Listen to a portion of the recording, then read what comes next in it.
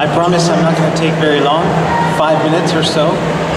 When I was asked to do this, the fellow who invited me to do this, Jared, asked if I would talk about some common misconceptions about Canadian democracy, democratic malaise, civic disengagement.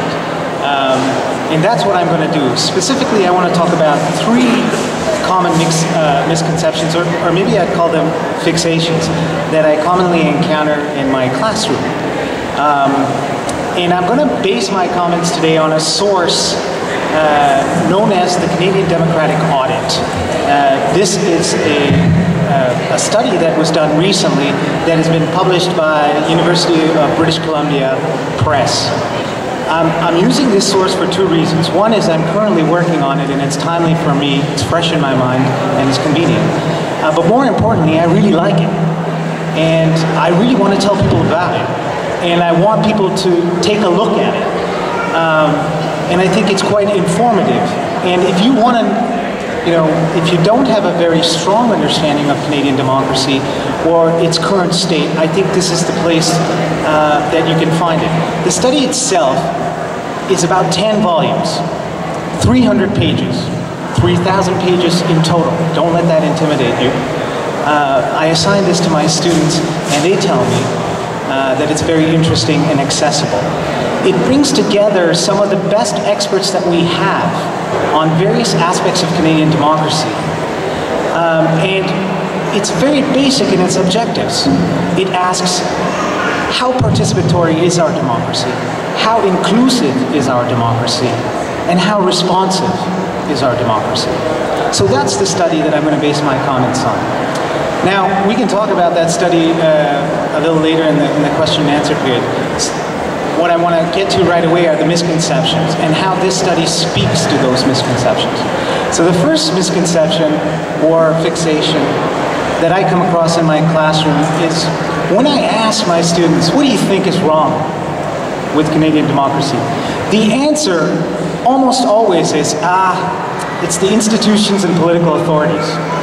And I think what the Canadian Democratic Audit does a good job of is differentiating between state and society.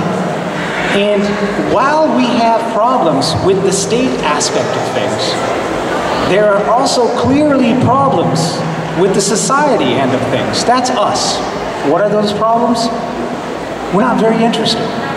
We're not very knowledgeable. We're not very engaged. And this all has implications for our Canadian democracy. And I think this is something that this study tries to tackle in a significant way.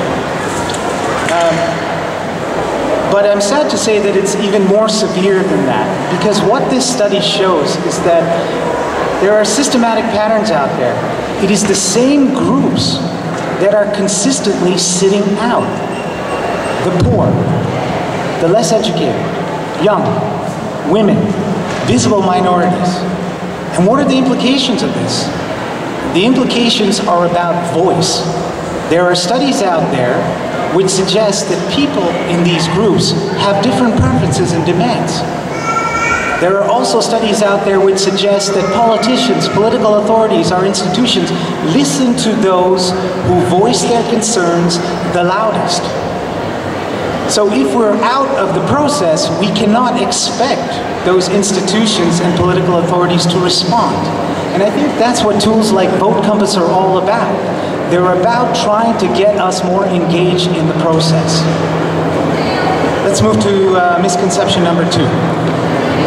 When I ask young people what it is that they want to fix with Canadian democracy, almost always the answer is electoral reform. And while I don't want to suggest that that should not be part of our discussion when talking about democratic reform, I think the Canadian Democratic Audit Study does a great job of pointing out other problems that we have. First of all, in the entire 3,000 pages, electoral reform is referred to twice. One time, it is kind of recommended against.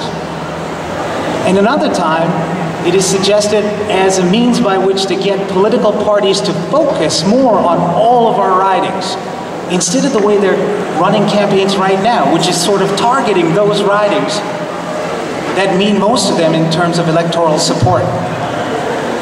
The Democratic audit suggests that we have problems in other areas with our political parties, specifically how we pick leaders.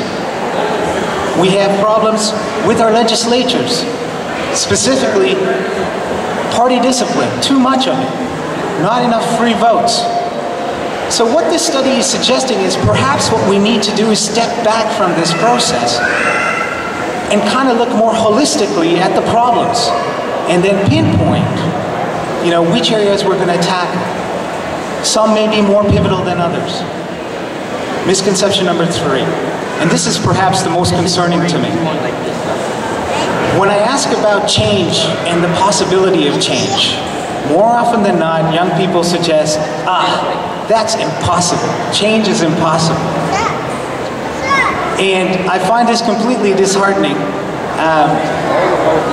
And I imagine to myself, what will our democracy be like in the future if all the young folks coming into it think that change cannot happen? And I think here again, the Democratic Audit Series speaks to this loudly and clearly by giving us hope. Most of these volumes demonstrate clearly how change has happened. Our franchise has expanded significantly. The way that our party financing rules have changed significantly. We now have a Charter of Rights and Freedoms, which we once did not. These are all examples of change that has happened in the past. And I think what this study is suggesting quite clearly is that, relatively speaking, we're a young democracy. We're still developing. And like it has in the past, change will happen in the future. So those are the 3 misconceptions that I wanted to talk about, and I wanted to alert you to this study, which I think, if you have a chance, take a look at it. It's kind of interesting, and I think it speaks to these common misconceptions. Now, let's get the most important part started, which is the discussion.